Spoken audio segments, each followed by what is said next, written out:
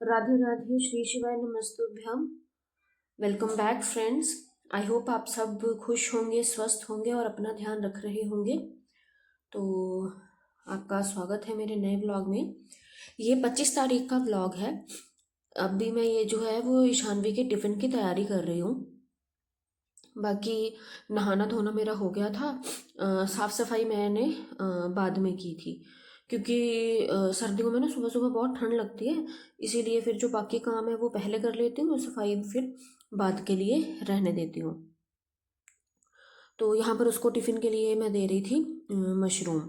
तो मशरूम पहले मैंने काटनी थी, और प्याज भी जब तक तेल गर्म होगा तब तक जो मेरा प्याज है वो कट जाएगा। तो बस ऐसे साइड बाय साइड करना ज़रूरी हो जाता है, क्योंकि थोड़ा लेट हो रही थी मैं। चलो लेट तो नहीं हो रही थी, पर ऐसा होता है कि मन में कि कहीं लेट ना हो जाए बच्चा। अपना तो क्या है, अगर काम नहीं भी हुआ तो जब बच्चे स्कूल चले जाते हैं तो उसके बाद हम काम अपना कर सकते हैं। तो यहाँ पर देखिए मैंने तेल लिया था, उसमें प्याज, अदरक, जीरा, धनिया और प्याज डाल दिया है। अदरक भी मैंने आई गेस थोड़ा सा ही डाला था, पर ईशान भी इतना अदरक ना पसंद नहीं करती। तो मैं अगर इसके लिए ऐसे स्पेशल सब्जी बनाती हूँ तो अदरक मैं डालती नहीं हूँ। तो अब हुआ क्या, मैं यहाँ पर देखो साथ के साथ जो सब्जी थी वो काट रही थी, और टमाटर भी इसमें डालना था। तो इसको वैसे तो मैंने गैस इसकी ना सिम कर दी, पर ये ना जैसे भरिस्ता होता है ना, जो बिल्कुल फ्राई किया हुआ प्याज होता है, बिल्कुल ब्राउन सा हो जाता है वैसे वाला। तो ये जब तक मैं ये कद्दूकस कर रही थी टमाटर, तो जो प्याज था वो ना जैसे काफ़ी ज़्यादा ब्राउन हो गया। तो वैसे जला तो नहीं था, पर जब कैमरे में देखा तो कैमरे में तो जला हुआ लग रहा था, पर जला नहीं था, मतलब कि ज़्यादा डार्क ब्राउन हो गया था। तो फिर मैंने इसमें डाल दिया था ये जो टमाटर वो कद्दूकस करके। होता क्या है ना कि एक तो जल्दी जल्दी होती है, और वैसे तो मैं इसका जो खाना है हमेशा कम आंच पर ही बनाती हूँ। पर कई बार अब जैसे टाइम की शॉर्टेज है, लेट हो गई उठने में या किसी भी रीज़न से मेरे को देरी हो गई, तो फिर ऐसे ही इंसिडेंट होते ही रहते हैं। और मशरूम जो है वो ईशानवी की बहुत ज़्यादा फेवरेट है, तो खाती है, बहुत खुश होकर खा लेती है।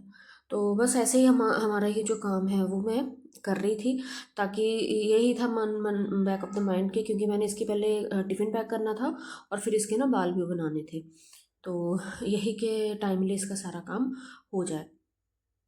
होता है एक्चुअली, पता क्या है, मॉर्निंग में ना पता नहीं सर्दियों में तो ना बॉडी इतना ज़्यादा फास्ट नहीं काम करती।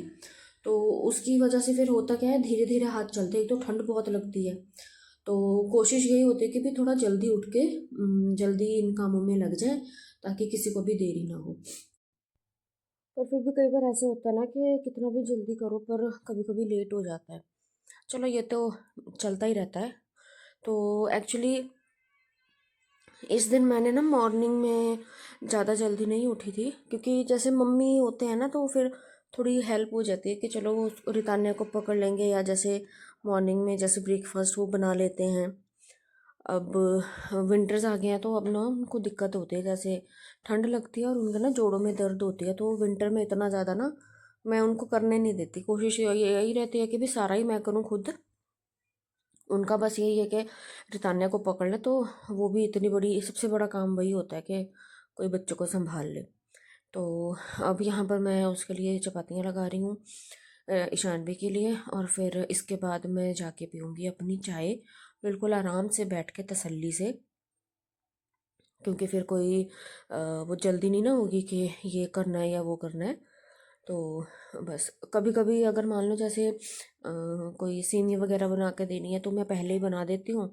जब तक चाय पीती हूँ तब तक जो सेवई है वो बन जाती हैं, और फिर बाद में इसके टिफ़िन में पैक कर देती हूँ। क्योंकि वो कुकर में भी बना देती हूँ, कढ़ाई में थोड़ा उसको बार बार चेक करना पड़ता है, हिलाना पड़ता है। तो कुकर में तो ऐसा होता है कि विसल एक लगाओ और फटाफट से जो सेवइयाँ हैं वो बन जाती हैं। तो बस यहाँ पर देखिए अब मैं जो मेरा काम था वो हो ही रहा था। और आ, कई बार ना मतलब कि अब जैसे आपके साथ ऐसा होता है कि आपका जो काम है आप लगे पड़े हो, पर फिर भी कई बार काम ख़त्म ही नहीं होने में आता।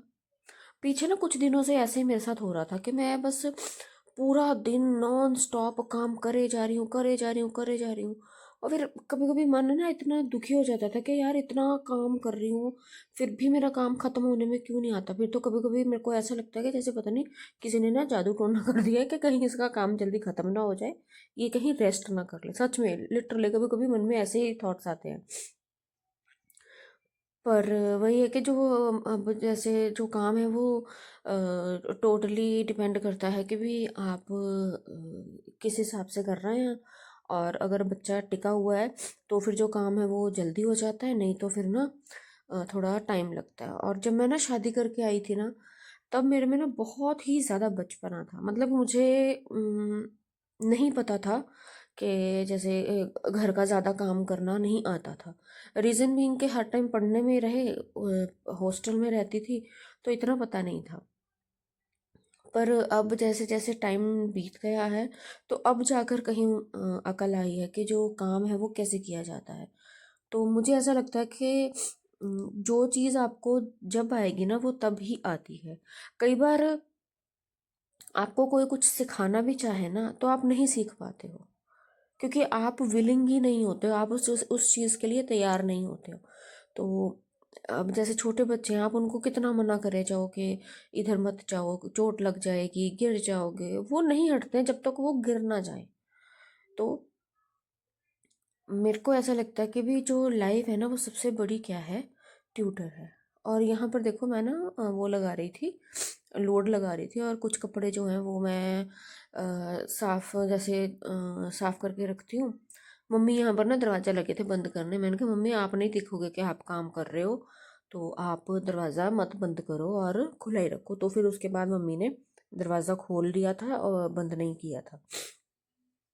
तो अब जैसे कुछ कपड़े होते हैं ना जो बहुत ज़्यादा गंदे हो जाते हैं, तो उनका हल्का सा जैसे हाथ से रगड़ के फिर उसको मशीन में डाल दो तो बहुत अच्छे से साफ़ हो जाते हैं।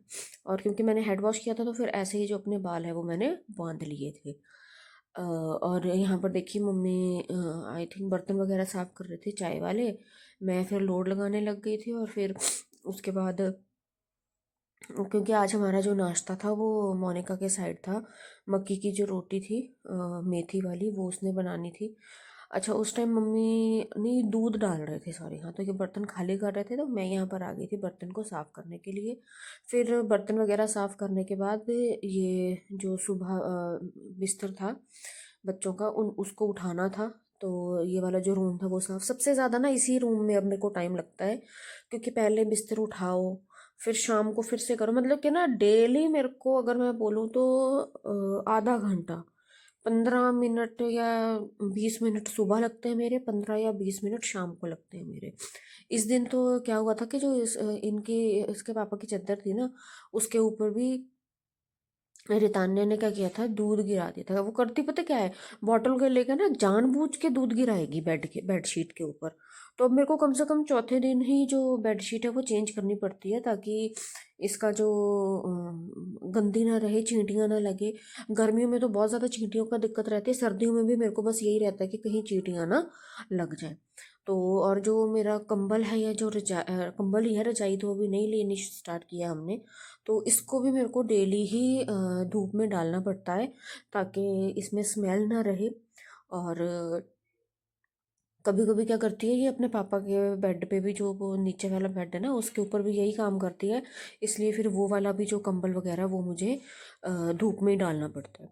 तो ये देखिए ये जो काम है ये मैंने अब धूप में इसके जो बिस्तर है वो डाल दिया था। और ये गेट इसलिए लगाते हैं क्योंकि जो शेरू है ना वो क्या करता है, वो जाके ऊपर कपड़े खींचता है, और ये जो कंबल वगैरह डाले हैं ना ये सब चीज़ें खींचेगा। और आज ना मैंने ये वाला जो रूम था इसकी सफाई करी थी, क्योंकि बहुत सारा ना ऐसे सामान बिखरा पड़ा था और मुझे टाइम सा नहीं लग रहा था। तो आज मैंने इस वाले कमरे को भी बिल्कुल साफ़ सुथरा नीट एंड टाइडी कर दिया, ताकि अगर कोई आ जाए मेहमान तो उसको हम यहाँ पर सुला सकें। इसलिए मैं यहाँ पर अब ये जो गर्म चादर है वो डाल रही हूँ, ताकि कोई भी अगर मान लो गेस्ट आते हैं तो वो यहाँ पर सो सके।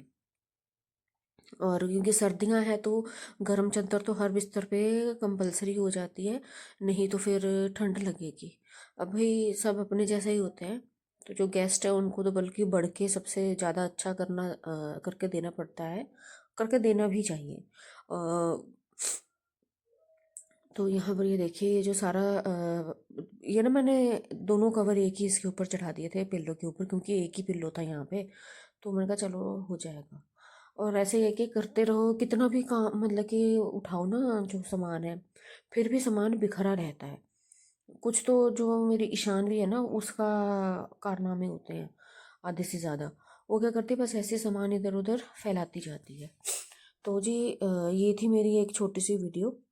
इसका अगला पार्ट आपको आगे देखने के लिए मिलेगा। तो आप मेरे अगर आपको मेरी वीडियो पसंद आ रही है तो मेरी वीडियोस को लाइक करें, शेयर करें, कमेंट करें। अगर आप मुझे यूट्यूब पे देख रहे हैं तो मुझे सब्सक्राइब करना ना भूलें। अगर आप मेरे को फेसबुक पे देख रहे हैं तो मुझे फॉलो करना ना भूलें। मैं आपसे मिलूंगी अपनी अगली वीडियो में। तब तक के लिए राधे राधे, श्री शिवाय नमस्तुभ्यम। स्वस्थ रहें, मस्त रहें, मेरे साथ बने रहें। मैं आपसे मिलूंगी अपनी अगली वीडियो में। राधे राधे।